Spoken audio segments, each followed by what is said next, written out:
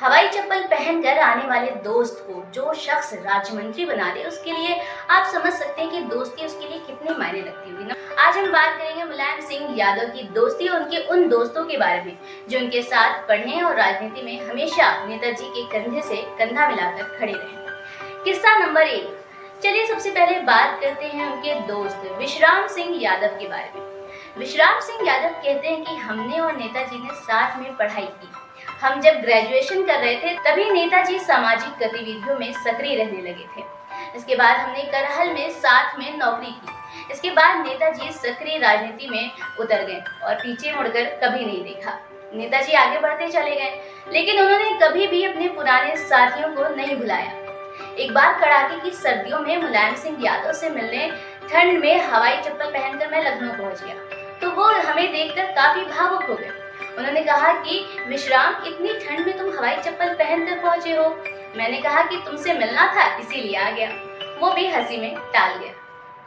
इसके बाद उन्होंने मुझे अपनी सरकार में दर्जा प्राप्त राज्य मंत्री बनाया। हम लोग हमेशा दोस्तों की तरह रहे, हंसी ठिठौली किया करते थे। इसी होली पर मैं इटावा में उनकी कोठी पर उनसे मिलने पहुंचा था। उन्होंने मेरा हालचाल लिया, बोले कि तुम बहुत कमजोर हो गए हो। मैंने कहा कि उम्र दोनों की ढल रही है, आप भी कमजोर होते जा रहे हैं। उसके बाद से उनका स्वास्थ्य लगातार बिगड़ता चला गया। किस्सा नंबर 2। बात करते हैं उस किस्से के बारे में जब मुलायम सिंह यादव ने इटावा से ग्रेजुएशन किया था। उनके दोस्त विश्राम सिंह कहते हैं कि वो पढ़ने लिखने में बहुत अच्छे थे। सामाजिक कार्यों में लगे रहने की वजह से वो कभी अपने नोट्स नहीं बना पाते थे, मगर उनकी याददाश्त बहुत तेज थी। मैं पढ़ाई के दौरान सारे नोट्स तैयार करता था।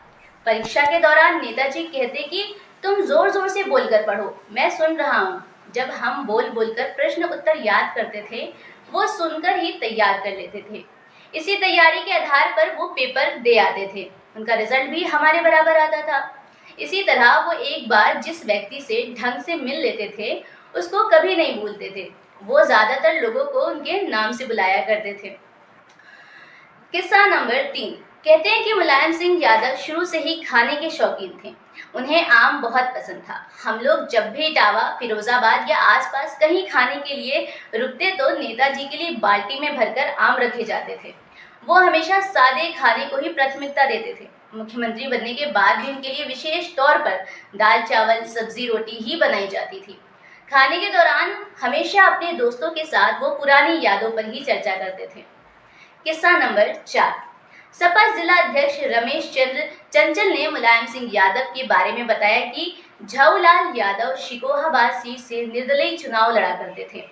यादव बाहुल्य सीट होने की वजह से उनकी जीत भी होती थी। 1992 में जब कल्याण सिंह की सरकार गिरी तो अगले चुनाव में मुलायम सिंह यादव ने 3 विधानसभा सीट से चुनाव लड़ा। इसमें जसवंत नगर, एटा की निधौली कला और शिकोहाबाद शामिल थी।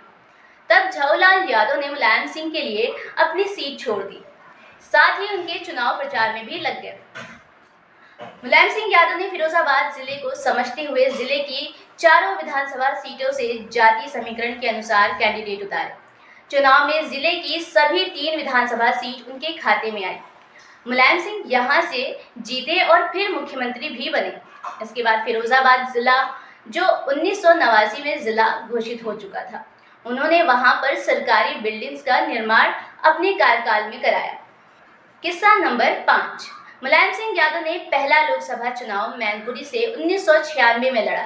उनके सांसद प्रतिनिधि देवेंद्र सिंह यादव बताते हैं कि जब मैनपुरी से चुनाव लड़ने की बात हुई तो मैंने उनका नामांकन पत्र तैयार कराया। इसके बाद हम लोग उनके साथ गए, वहां उन्होंने नामांकन पत्र जमा किया। इसके कुछ देर बाद उन्होंने बैठकर कार्यकर्ताओं से बातचीत की। थोड़ी देर बाद ही वो लखनऊ जाने के लिए तैयार हो गए। हम सभी लोग भौचक्के रह गए कि नामांकन के बाद तो प्रत्याशी को क्षेत्र में रहना चाहिए, लेकिन मेरी पूछने की हिम्मत नहीं हुई कि आप जा रहे हैं, चुनाव कैसे लड़ेंगे। उन्होंने मुझे देखा तो वो मेरे मन की बात समझ गए। उन्होंने मेरी पीठ पर हाथ रखते हुए कहा, देवेंद्र, पर्चा मैंने भरा है, चुनाव तुम्हें लड़ना है। इसके बाद हम सभी कार्यकर्ता चुनाव में जुट गए। बीच बीच में मुझसे वो हाल लिया करते थे, लेकिन उन्होंने जनता से इतना जुड़ाव कर रखा था कि कभी लगा ही नहीं कि मुलायम सिंह यादव क्षेत्र में नहीं है। इसके बाद रिजल्ट आया तो वो भारी मतों से चुनाव जीते थे। किस्सा नंबर 6। यूपी की सियासत में ऐसे हजारों लोग मिल जाएंगे जिनका वजूद सिर्फ मुलायम सिंह की वजह से है। ऐसे ही शख्स हैं गायत्री प्रजापति, जो खुद को हनुमान और नेताजी को अपना राम बताते हैं। गायत्री को एक पेंटर से कैबिनेट मंत्री की कुर्सी तक पहुंचाने वाले मुलायम सिंह यादव ही थे। साल 2016 में जब यादव परिवार में रार हुई तो उस समय मुलायम सिंह के सबसे ज्यादा करीबी गायत्री ही रहे। गायत्री फिलहाल जेल में है। एक बार अमेठी मुख्यालय के पास हुई रैली में हजारों लोगों के सामने मुलायम सिंह ने कहा था, गायत्री हमारे बेटे जैसा है, इसे भारी मतों से जीत दिलाइए। मुलायम सिंह की ये बात जनता को समझ नहीं आई।